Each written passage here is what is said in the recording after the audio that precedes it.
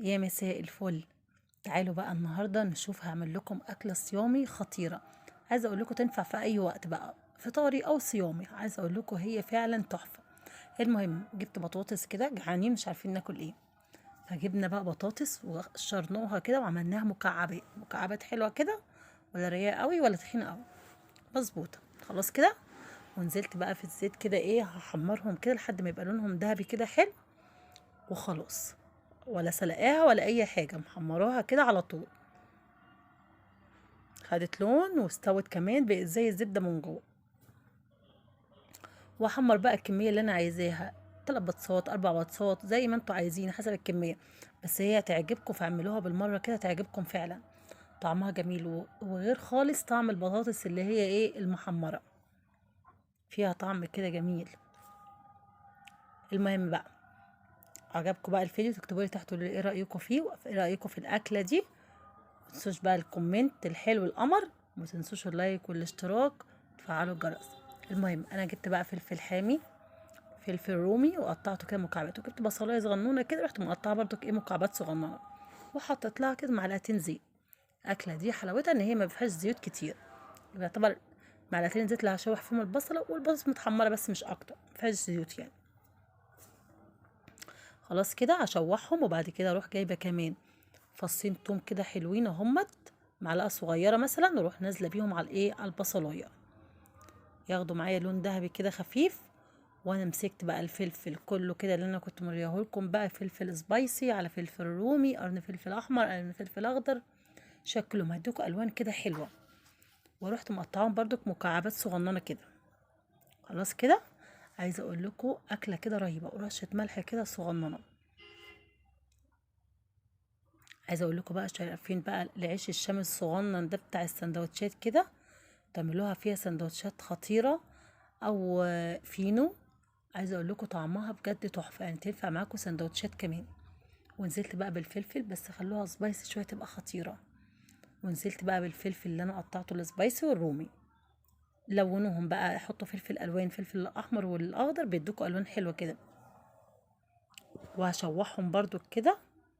انا مش هسوي الفلفل، يعني انا عندي البصل والثوم خدوا لون.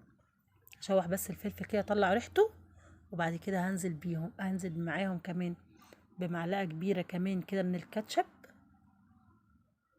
بيديها طعم رهيب. وعندي الصوص الحار، رحت نازله برضو كده معلقه كده كبيره بتاعت الاكل عاديه، كده معلقه من دوت ومعلقه من دوت، بس معلقه الكاتشب زياده شويه. خلاص كده بقى، واقلبهم كده مع بعض كده، هيدوكوا ريحه خطيره. عايزه اقول لكم اول ما نزل بقى الكاتشب كده على الخضار دوت، كانت ريحته رهيبه. عايزه اقول لكم لو انتم مش جعانين هتاكلوا، جربوها مش هتندموا. وانزل بقى بالبطاطس اللي انا حمرتها، واديهم بقى تقلبتين كده حلوين. بصوا بقى ما فيهاش اي بهارات كتير، هقول لكم هنضيف لها بس بهارات ايه. بصوا بقى الالوان، عايزه اقول لكم انا جوعت من شكلها، لان ريحتها كانت فعلا قلب البيت. خطيره، اكله بسيطه وسهله، بس ريحتها جميله جدا وطعمها رهيب. هنزل بقى كده بالبهارات بتاعه البطاطس، رشه كده حلوه او نص معلقه صغنونه، ومش هحط اكتر من كده. وتقلبتين. الله على شكلها، شكلها رهيب. وعندي كمان عودين من البقدونس قطعتهم كده. احلى طبق تاكلوه في حياتكم بالبطاطس، فعلا جميل. هاتوا بقى السندوتشات كده، وتعالوا بقى عيش شامي او عيش فينو، وكلوا بقى. خطيرة بجد خطيرة. انا طلعت واحدة كده في الطبق كده عشان ادوق طعمها، وتعالوا بقى ندوق ونشوف الطعم ايه. عايزة اقول لكم زبدة زبدة بجد. لم بقى ده كله، يعني ممكن لو انتم مش عايزين حتى تاكلوها بالعيش بالمعلقة كده او بالشوكة، هتاكلوها وانتوا قاعدين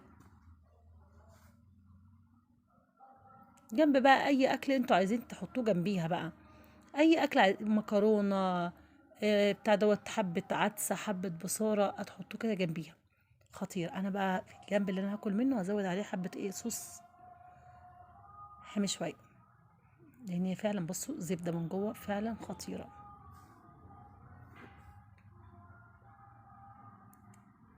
والبصل فيها كمان بيديها طعم تسكيره كده حلو قوي. انتوا عايزين بقى تمشوها بصل بس، عايزين تمشوها توم بس براحتكم، بس هما الاتنين بيعملوا كده ميكس مع بعض كده خطير. والبصل على فكره في البطاطس طعمه حلو كده. بقى انا جبت نص رغيف فينو كده، وقلت بقى ايه اعمل ساندوتش. عايزه اقول لكم رهيبه بالفينو، فعلا رهيبه رهيبه بجد، خطيره.